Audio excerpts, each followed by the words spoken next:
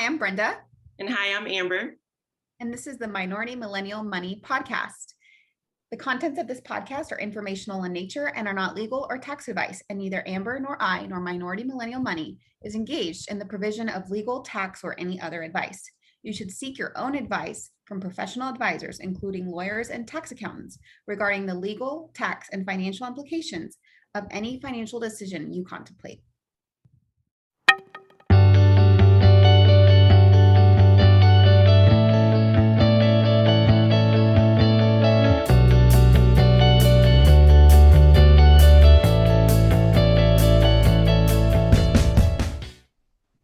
Hi everyone, welcome back to another episode of Minority Millennial Money. Today we have a guest and his girlfriend who are willing to speak to us about their financial journey.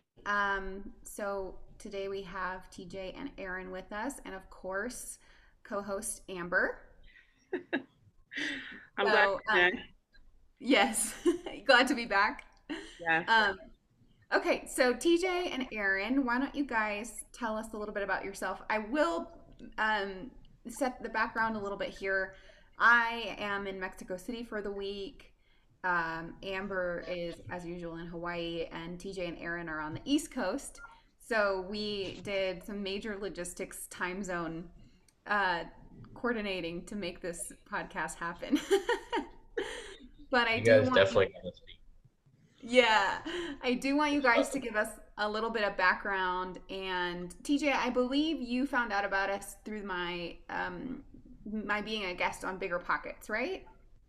Yeah. Okay, cool. Yeah. So what did you, TJ, what did you like about Brenda that you wanted to reach out to her? I'm really curious. I saw the Bigger Pockets episode. It was amazing. But what'd you think of it? So the first major reason I did want to reach out to her is because Erin is a nurse, or she's in nursing school, and she's an STNA right now, or a PCA. Same thing. But she's doing that, so I reached out and asked if she had any like advice for Erin, but also, then if it was somebody I could connect with about her, then I could ask some questions about money and stuff too, because she seemed like pretty intelligent. Definitely. And so you told us, I know before, we started the show that you're both 23. Yeah. Yes. And so what made you interested in getting your finances together so early? Well, I grew up with my grandparents basically raised me, and my older grandpa was really stubborn with money my whole life. She knows we go out to dinner with him every week, and he's still 84 years old, argues the price of Coke or a pizza went up by 3 cents or whatever. So I had to listen to that my whole life. So I kind of understood it at a young age. I started working when I was like 15, so I just kind of always knew how to manage my money well. Um, I bought a house. I saved up and bought this house from my mom actually. When she moved out of it, she was like, if you still looking to buy a house, because I've been kind of looking around, but everything was kind of expensive. So I got a little bit of a deal, but I saved up and bought a house. And I don't know, I've always kind of been interested in money. I've been around it. Like I said, my grandpa was always putting savings and stuff in my head. So I've always been around it. And then I actually started listening to Bigger Pockets when I lived in Cincinnati and I worked in Indianapolis for a little while. So I would drive an hour and a half to and from work every day. So that got me through the ride. So I started listening like in episode like 70, 80, somewhere around there. And I've listened to everyone since. But for a long time, that's all I did. One episode there, one back. So it helped out a lot. Cool. And Erin, what got you into nursing, or what made you decide to go to nursing school? So my mom's a nurse. She's an OR nurse. She's also been promoted to an OR nurse educator now. It's always kind of been in the back of my brain of something I wanted to do, but I never really wanted to commit to going to school for that long. But I finally buckled down and I was just like, I'm just going to do it. It's a good job. And I have my aesthetics license. I did that when I was 18. It's like a 6-month class. I went to Aveda and got my aesthetics license. I did waxing for a little bit, and I was like, I want to do more advanced stuff, and like, because I really like skincare. But in the state of Ohio, you have to be an RN to do anything more advanced in aesthetics. So I decided, why not just finally go ahead and do what I want to do? And I actually want to focus on wound care once I'm out of school. Awesome. Wound care. Yeah. Cool. So what kind of investment vehicles are you guys using right now? I guess what are you doing with your money as far as like big picture is concerned? Yeah. Well, And she's still stuck in that Robin Hood thing. She needs to get out of that. But what were you gonna say? Sorry. well, I do want to, in light of what your investments are, what are your long-term goals? So you're 23 now. Where do you see yourself in 20 years?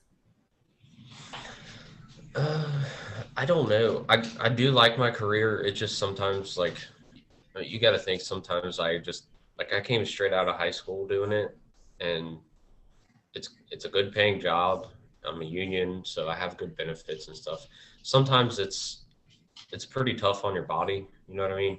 I'm 23 and I've had hand surgery. I've had a lot of injuries at work already at 23, and I know a lot of people who've had them even worse. 50, 60 years old.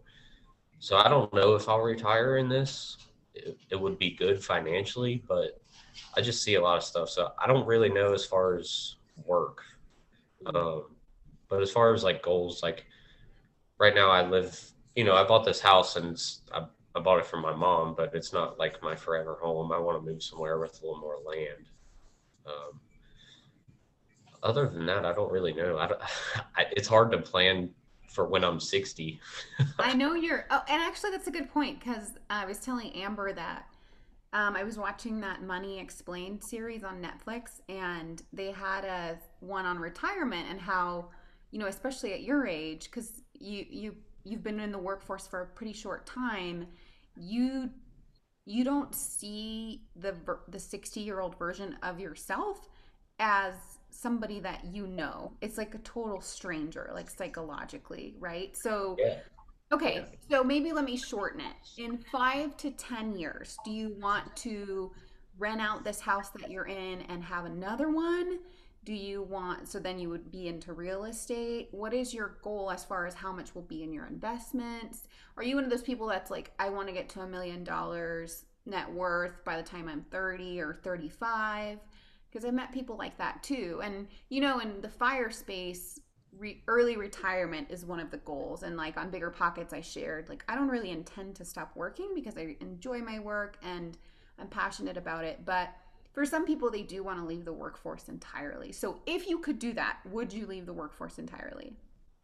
Um, I I think I would, Mm-hmm. but I do have useful skills like you've mentioned before. You have very useful skills. So Right. there's stuff that I could do on the side. Like I could I've never really thought about it, but I guess I could like start a business myself or do this, do that. That's not really in my plans, but I do. You mentioned like paying off this house. I'm not in a rush to pay it off, but I want to pay it off sooner rather than later and Okay. rent it out. And then I do want to go buy like a house that I actually want to live in, a little bit of land, kind of away from people. But but yeah, that's my goal is to I want to I want to own this house probably forever, but I don't want to live in this house forever. So yeah, I, I haven't looked into real estate too much though because I mean I'm 23 and I looked at houses. I've probably looked at like 3 or 4 houses before I bought this one, and my mom kind of knew I was looking at houses, and then she was like, "We're thinking about moving," so I just like bought it. Like, so I really haven't. I've never even worked with a real estate agent, so there's a lot I could learn about real estate. Like, Okay. there's a lot going forward I could learn, but it's definitely something I want to learn. Yeah. So can you tell us a little bit about like, you said you were into welding. Is that a lucrative career for people out there who may be trying to figure out, what they should do? I know you said that there's obvious physical limitations, but do you think it's a lucrative career pay wise if people want to reach financial independence? Yeah, I'd say it is because, I mean, So I got in non-union work when I was like right out of, well, actually right before I even graduated high school. I think I was still 17. And Let I me worked, ask you about the education required to do that. How so, did you go to a community college, like a technical school? How long was that? How much did it cost you? so actually when I worked non-union, it's basically like any other job. Like it would be as if you got a job at McDonald's. I mean, you can go to a company and just sign up and say you want to be a sheet metal worker, which will have you like bending duct work and building duct work and learning stuff on the job. Kind of non-union companies are kind of just like big contractors that just have a lot of work, so Okay. they're not really, I mean, if you have that education they can find a spot for you, but it's not necessary. Okay. But after I had like a year and a half, 2 years at that non-union company, it just, I mean, it's hard to move up without like changing companies. It's hard to like get Oh. raises, and I mean it's almost impossible. So what I did was I went to the union and said, like, I've got experience. By the time I started doing that, like 2 years later, I was like running work and stuff. I learned a lot on the job. But when I went to the union, um, they gave me a journeyman card, which is actually a 5 year apprenticeship they gave me credit for. And then I've just kind of jumped between companies in my union, but I mean it's all the same pay. But yeah, So the union is a lot more pay, a lot. I mean, you have benefits, everything. so you actually got all your training on the job. You didn't Yeah, pay to learn this stuff. I didn't pay a penny, and even the people that do like actually go through the 5 year program, they don't pay either. It's all union dues. I mean, it's all covered. It's all free. There's some people that get like 3 years of like credit, and they just Hmm. do the 2 years. There's some people that get 5 years credit. There's some people. I mean, Okay. yeah, So And so they you gave were, you credit for the work you had already done. yeah, Sorry, Amber, go ahead. and so you're getting paid this entire time, right? yeah. So actually, you would like go to work like a normal job, go at like 5 or 6 in the morning, get off, and then you would go to the school at night, and which is like at the union hall, and they just have like different years of your apprenticeship like separated into different things. And so Oh, how much does a typical um, journeyman, I think is what you, is the job title?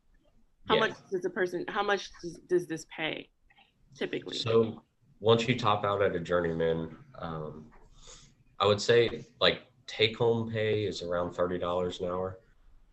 okay. But then, I mean, that's like after all of your union dues and everything. So let's just say like you get paid $55 an hour. Wow. Um, but then there's union dues that come out, your insurance comes out of that, and then they put your money into your pension, so that comes out, uh, and you pay for like the schooling and stuff. So it comes out to about $30 an hour.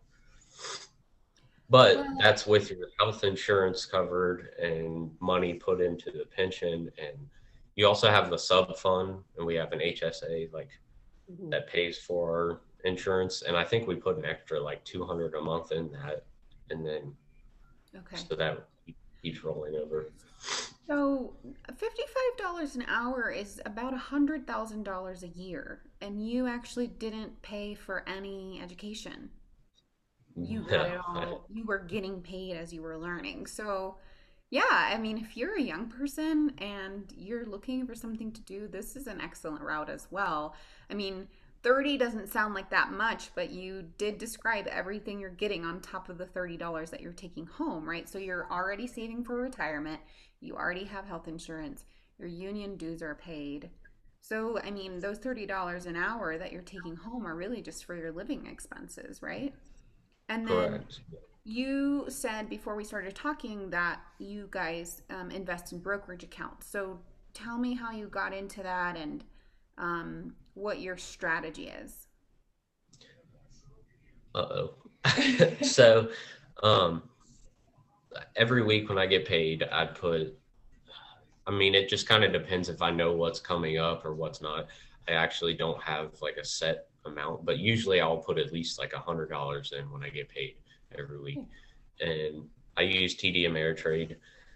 And for, I would say 2, 3 years, I've been strictly like just index funds, and I kind of look at what other people are doing and I just kind of buy into that.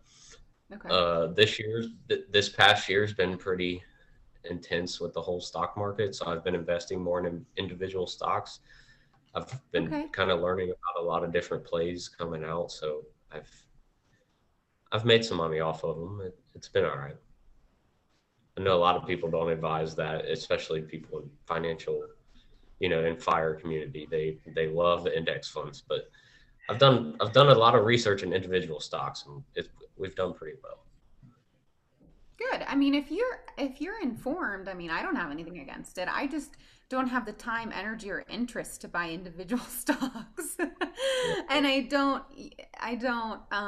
need to, in a sense, because I feel like I've gotten decent returns on what I do have invested, but I do admire people who take the time to do the research and make those informed decisions. What do you think, Amber?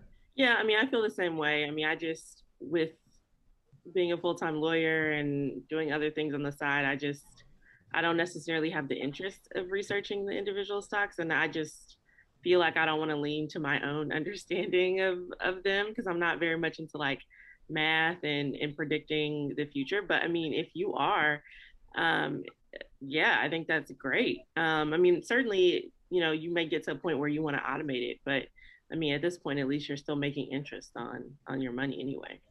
Yeah, and it's a lot of fun too. I mean, I drive her crazy sometimes. I get home from work and it's just like this YouTube video is playing on the TV. I'm watching another one on the computer, and then I've got my iPad and I'm reading like files. It's just like every day. She's like, Jesus, what now? Hey, that's a good problem to have in a boyfriend. Definitely. He's definitely taught me a lot. I Good. really know much about investing. I just have my 401k through work, which I went through and like individualized how I want it to be in there myself. Great. My 401k, I believe, is about 9%. Of your Return. pay. Yeah, 9% of my pay. What that you put in, or like a return every year? That I put in. Okay. Okay. Yeah, because most companies will give you some match. So it sounds like you're in over the match. Yes, I They wanted probably to match. get it as much That's great. as possible. That's Yes. really good because you're still in school. I mean, when I was in school, I wasn't investing. I had like $200 in savings. So, I mean, you guys are way ahead. So, tell me, we haven't talked about this yet, but tell me about debt. I mean, TJ, you don't have student debt. Um, Erin, are you accumulating student debt from nursing school? And do you guys have any other debt, or do you have a story of how you've paid it off? So I've only gone through one semester, but which has only been like close to $3,000 worth of debt for this semester because I go to a community college, so it hasn't been too bad. My grandma also has been helping me pay for my books. So there's only five grandkids, and we're all a little bit older now. So her gift to us was to always help us out buying our college books. I know she's really. With that, I have gotten FAFSA, which they've helped me out a lot.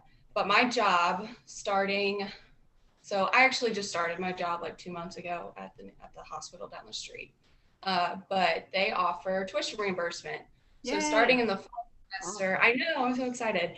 I'm gonna apply for it. I'm sure I'll get it and go from there, and they'll help me out with a lot of it. So I shouldn't have as much student debt when I'm done, hopefully. And then I'm trying to save up as much as I can while I'm in school, so that when I'm done with school and graduated, I can pay it off faster. Yeah. And it not be there for as long. Right. And you're in an associate's degree registered nurse program at a community college?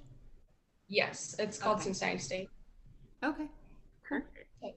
Yeah. And What- I'm taking honors classes, which is very stressful. Honors? Yes. Yeah. That's good, but that'll set you apart when you're trying to get a job. Yes. Did you have a question for them, Amber? I was just gonna say, what questions do you have for me and Brenda, as far as our journeys are concerned? And I know you guys have watched a little bit of the podcast, and so maybe you could just talk a little bit about, what we can help you with, or what questions you have. I mean, like you said, I've kind of gone off on my own little tangent as far as my investing, but as far as like budgeting, I don't think we do as well. I mean, we're 23. We both have car payments. You asked about debt. The only debt I have besides my mortgage, which I don't count personally, but the only debt other than that is my car payment, which it's like $300 a month. I think I owe like 14,000. The car's probably worth 25. So I'm fine there, although it's not like the best situation to be in. You know, sometimes I've even met millionaires that drive Camrys that are broken down and stuff. I'm like, I don't know how you do it, but that's cool. But I don't know. Other than that, I mean, we don't have any huge bills. I mean, my mortgage is pretty cheap. It's cheap to live in Cincinnati. It's my mortgage with insurance and taxes is still like less than $900 a month. Wow. That's great. But as far as like budgeting, I don't know. I feel like we're always like, I don't know if we're like trying to fill our house with stuff all the time or what we're doing, but I don't know. I guess that we could work through a little better.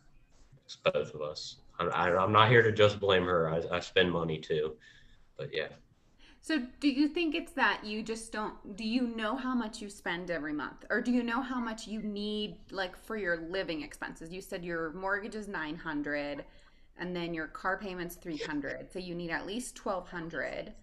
And then let's say another 500 for cable, internet, miscellaneous expenses, another 500 for groceries. So let's just average it out. So you guys need $2,500 a month to live on, right? Mm-hmm. And then, because gosh, that's cheap. For a couple. So then, do you know how much leftover you would have every month on top of that? I mean, no, because I haven't really sat down and written it down. I think that's, and I listen to it so often, like I hear it so often, and I still have yet to just, I don't know. I don't know what that is, but as far as like the extra spending that doesn't need to be done, I mean, sometimes we do that, and I feel like that's my reason why I don't want to track it because I don't know. I feel like we have our like, oh, we're fine, and we are, but it's Ignorance is like bliss, we could right? be, yeah, exactly. We could be building wealth a lot quicker, really. I feel like, You could. And I think the motivating part would be to sit down, you two as a couple, and say, where do we want to be in 10 years, right? Like, do I want to pay this house off, before we're 30? And then you have to get some clarity on how much money you have left over. Thankfully, your retirement and your healthcare is taken care of through your job.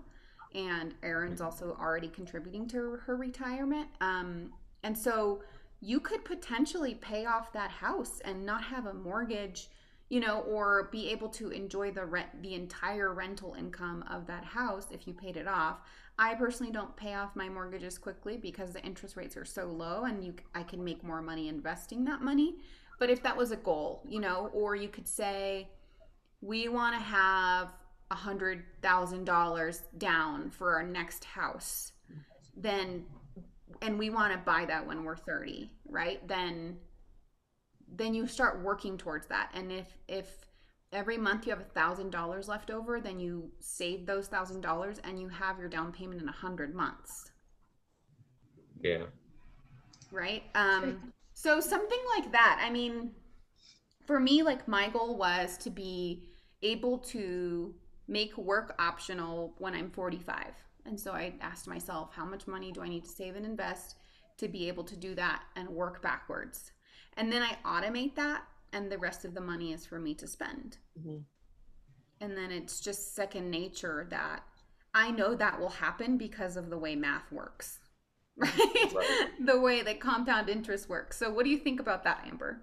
Yeah, I mean, I agree. I think the first step is sitting down and looking at your monthly statements from your, I don't know if you use your debit card or if you use your credit card, but just getting those monthly statements and just looking at all the charges. That was really eye-opening for me. I talked about that on our first or second episode about how I was spending like, I don't know, it was like $2,500 a month. On DoorDash? Yeah, on DoorDash. I heard that. What? That's a what? lot. That is so much money. That is as much money as I spend a month being alive. You spend it on.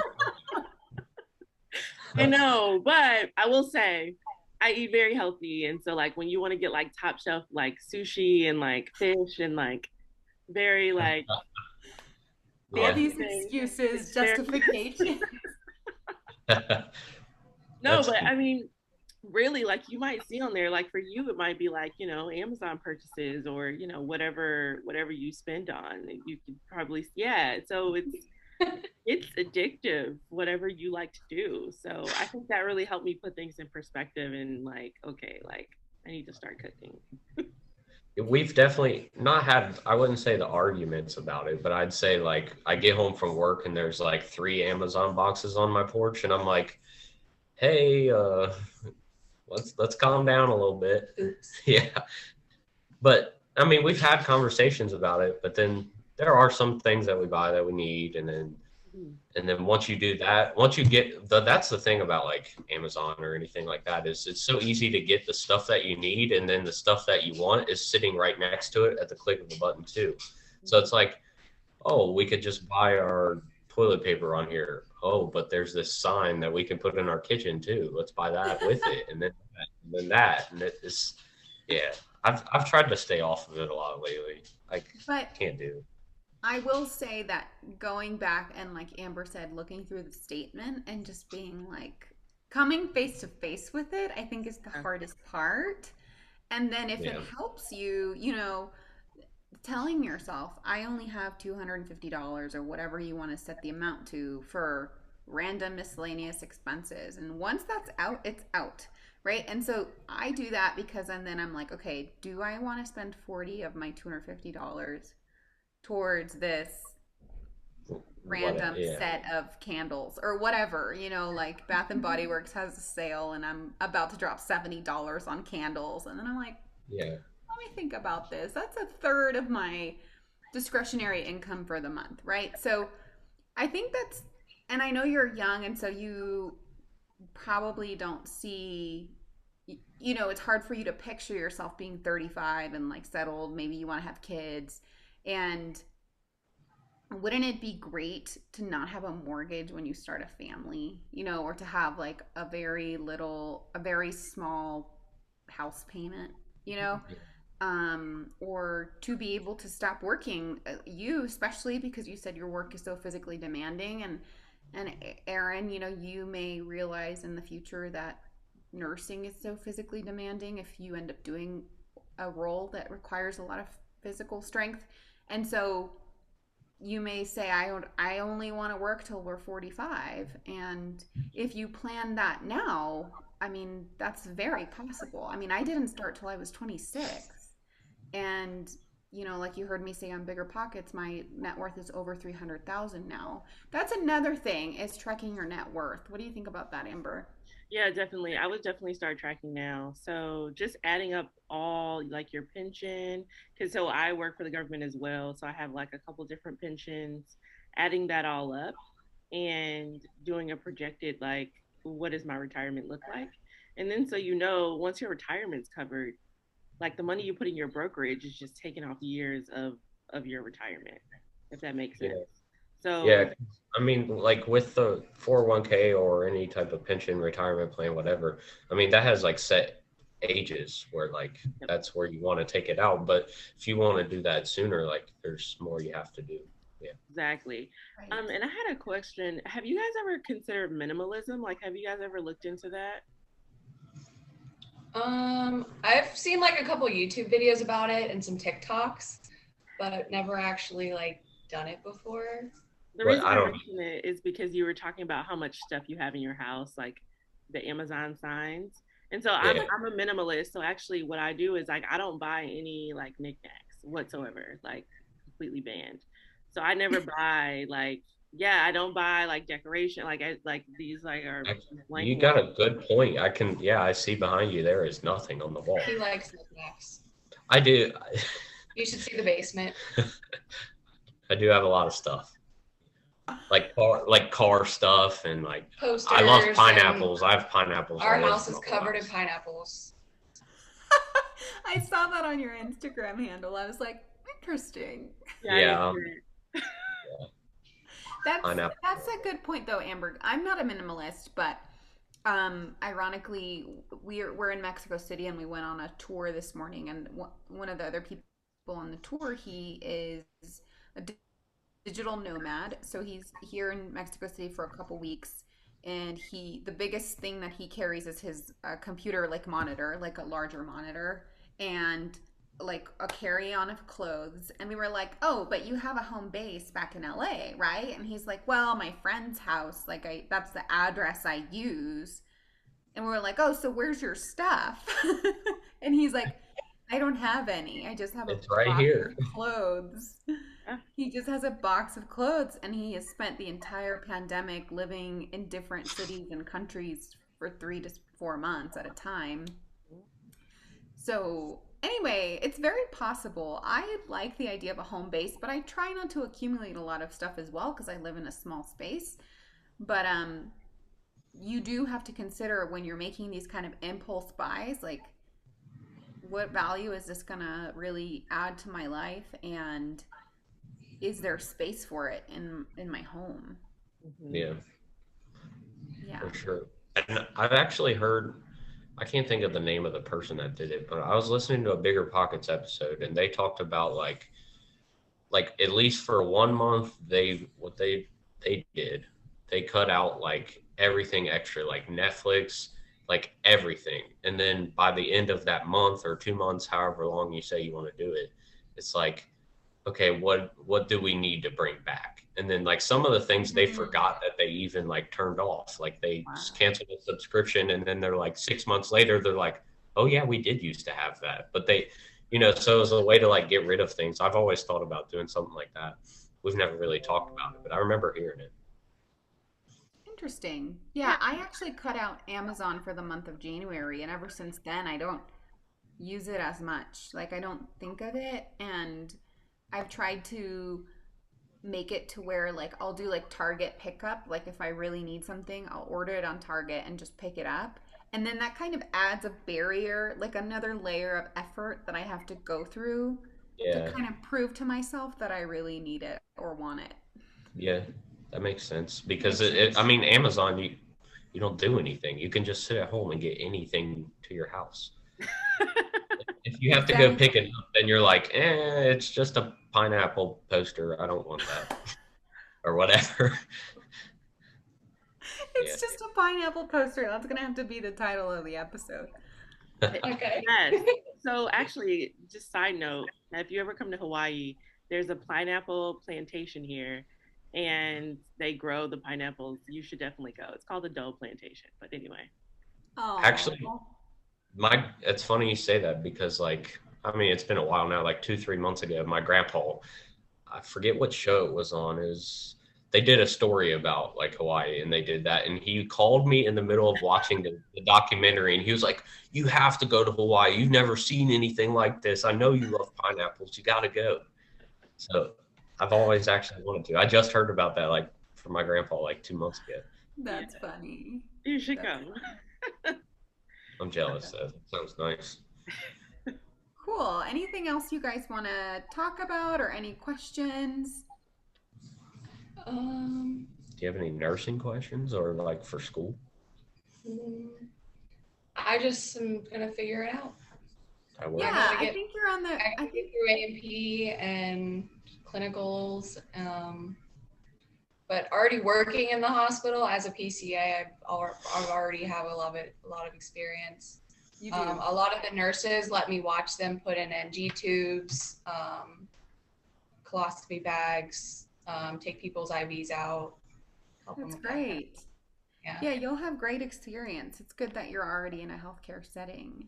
Yes, that's And what I people want. are like, oh God, colostomy bags. Yeah. We could definitely not do each other's jobs, but we're good for our own jobs. Because I'm like carrying beams and like getting cut up and stuff, and she's like changing people's diapers. That is not. Yes, I got off work late the other night because one of my patients was taking forever to go to the bathroom, and I was like texting him like, "Oh my gosh, my patient won't get off the toilet. I'm gonna be off late." Like, he's like, "I don't know what you're talking about." Amber's face. I was like, oh We've talked about this too because I think on one of our episodes where Amber's like, I couldn't be a nurse, and I'm like, I couldn't be a lawyer. Like, I don't like arguments. I don't want to argue with people. So it's good that we've found our niche. Yeah, for sure. Cool. Well, then we'll just wrap it up unless you have something. Oh, I was just gonna say my job's also made me gain a lot of patience, like patient with people. Yeah. Because of my last job, I worked at a call center doing outpatient stuff and like procedures and talking to people, and they have absolutely no idea what they were talking about. And at that job drove me crazy. But being in more inpatient stuff now, I've just gained a lot more that like, oh, people really have no idea about like anything really in the medical field. So I have to educate them instead of getting like upset that they don't know. So it's made me gain a lot of patience. Good. That's great. That's a skill you're going to need for a long time in healthcare. Yeah. Yes. For sure. The other thing, so like debt-wise for me, kind of a long story. I lived with a bunch of girls. It didn't work out very well, and I moved out, and I'm still paying rent at that house. Yeah. Oh no. He's probably mad I just brought that up. I actually. It's just a really bad situation. Like I didn't get along with them. Their boyfriends would come over all the time, and I didn't get along with them. So I was just like, you know what? I'm done. Like I'm just gonna move out. And so he let me move in with him. I still have like 4 more months of rent to pay. Our lease is up October 1st. Can you get out of the lease? Is there early termination? I've tried, but because there's roommates and it's a whole situation, I'm just like, you know what? I don't even care. I'm just gonna pay for it, and then it'll be out of the way. Yeah. I already have money set aside for all the rent. I'm just like slowly paying it once a month. Actually, I do have a question about that though, because she had mentioned something about like, well, I can just pay off the rest of the rent through the lease. And I said, like, why don't you like either set it aside or not? But either way, just keep paying it every month, because I mean, it's not like she has 50,000 in the bank account, you know what I mean? So it's like maybe that's money you might need, you don't know. So just pay every month, that way you don't hurt yourself down the road. But what do you guys think about? I mean, I agree, just because you don't know if you pay it off, if whoever you're going to give the money to, if they're going to actually give it to the landlord, or if you pay it to the landlord, you don't know that that's going to be applied properly. So in this situation where there's only 4 months left, I would recommend just paying month to month, just because. Yeah, I mean, there's no interest or it's just rent. Yep. Right. It's not a lot. It's $450 a month, but it was split 4 ways. I couldn't stand living there anymore, and it was a very toxic environment, and I couldn't be there, and I just had to get out. Yeah. Sometimes we have expensive lessons learned. Yeah, he even tried to talk me into not moving in with them, and I was like, no, it'll be fine. And then I lasted a year, and our lease was 18 months. Oh, wow. 18-month lease. Yeah. Yeah. I didn't really get a say in how long the lease was. They all kind of picked. You got a say in saying no. Yeah. Well, good. That's a good learned my lesson. There you go. All right, so we'll wrap it up, and thank you guys so much for being open and available, and we'll be posting this soon. Let us know if you have any more questions. And also for future listeners, let us know if you'd like to come on here and chat with us. Anything else you want to add, Amber? Nope, that's it. Thanks, everyone. All right. Thank Take you. care. Thank Bye-bye. you.